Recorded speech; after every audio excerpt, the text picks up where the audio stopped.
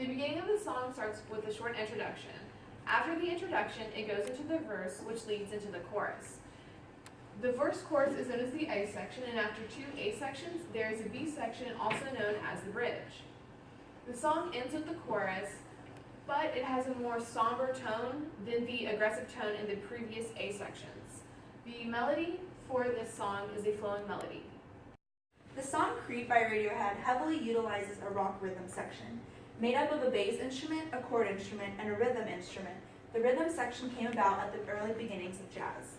The incorporation of the drum kit also comes from jazz music and has been used in many ways and in many different music genres today. The outro of the song is accompanied with slow, somber piano playing. Beginning in the 18th century, the piano evolved from the popular plucking action instrument to a hammering action on the string. The introduction of the electric bass guitar, which is heavily utilized in Creep, occurred in the 1950s. The introduction paved the way for new styles of music because of the different amplification possibilities. The electric guitar began gaining momentum and popularity in the 1920s, but didn't quite take off until the 40s. During the 1950s, the electric guitar became a popular staple of rock and roll. Chuck Berry established a template for the rock rhythm section, which consists of piano, bass, drums, and an overdriven electric guitar. His use of the rhythm section as the entire band became the template for rockabilly, surf music, and most rock bands ever since. The historical lineage of the features and elements of the song Creep by Radiohead consists of mainly the power chord.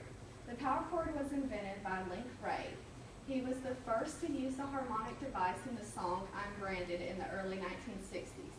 The power chord is a chord that does not have a major or minor character.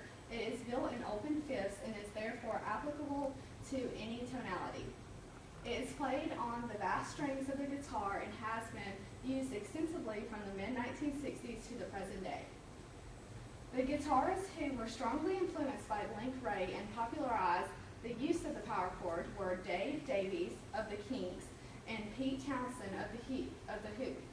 Distortion in the Billy Haley song, Rocket 88, the guitar is distorted, and this is one of the first examples of distortion. Artists like Jimi Hendrix continued to use a wide variety of guitar tones, such as distortion. Distortion became a common feature in hard rock, heavy metal, and punk rock. The song form is AABA, which comes from the Tin Pan Alley. The song Creep has a connection to punk rock. The features in punk music that are present in Creep are the power chord and the lyrics of hopelessness. The song has a connection to grunge music. The features in grunge music that are present in Creep are guitar distortion and dark lyrics. The falsetto vocal style used in the bridge goes back to the 1930s doo-wop. In the bridge, the guitar uses a technique called tremolo, which was used in surf music. Guitarists Dick Dale and Duane Eddy pioneered this sound. Radiohead also uses a borrowed chord. Chord progression, harmonic progression, series of musical chords, also known as chord change in the song Creep. A borrowed chord is a chord borrowed from the parallel key. Borrowed chords are typically used as color chords, providing variety through contrasting scale forms, major, and the three forms of minor. The G, B, C, C, M chord progression is repeated throughout the whole song, just alternating between the arpeggiated chords in the verses and the last chorus and loud power chords during the first two courses. Due to similarities to The Air That I Breathe, a song recorded by the Hollies in 1973, Albert Hammond and Mike Hazelwood are credited as co-writers of Creep. Creep uses a chord progression used in The Air That I Breathe in its verse and a melody from The Air That I Breathe in the bridge following the second chorus. Now continuing on with his historical lineage, an ostinato phrase is a phrase that persistently repeats in the same musical voice, usually at the same pitch. Well-known ostinato-based pieces include both classical compositions such as Ravel's Bolero and popular songs such as Donner Summers and Giorgio Moroder's I Feel Love and the Verve's Bittersweet Symphony. According to Guy Capuzzo, the ostinato musically portrays the song obsessive lyrics. which depict the self-lacerating rage of an unsuccessful crush.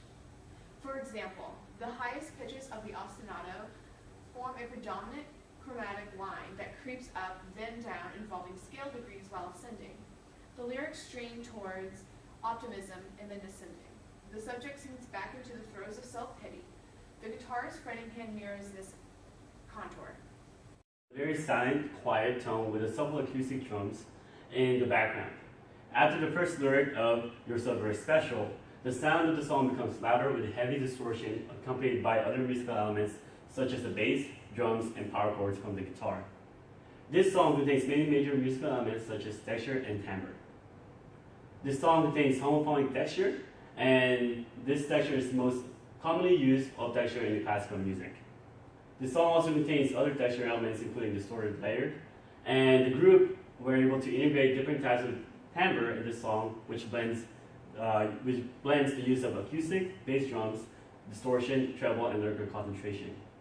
The quality of the sound in the song produces a mixture of dense distortion that plays a vital musical part of the song. Johnny Greenwood plays 3 blasts of guitar noise called the dead notes, played by the releasing fret hand pressure and picking the strings. It's an effect most often applied to the sound of the electric guitar that will alter the timbre, usually making it heavier, rougher, and increasing the sub-string time of pitches played on the instrument.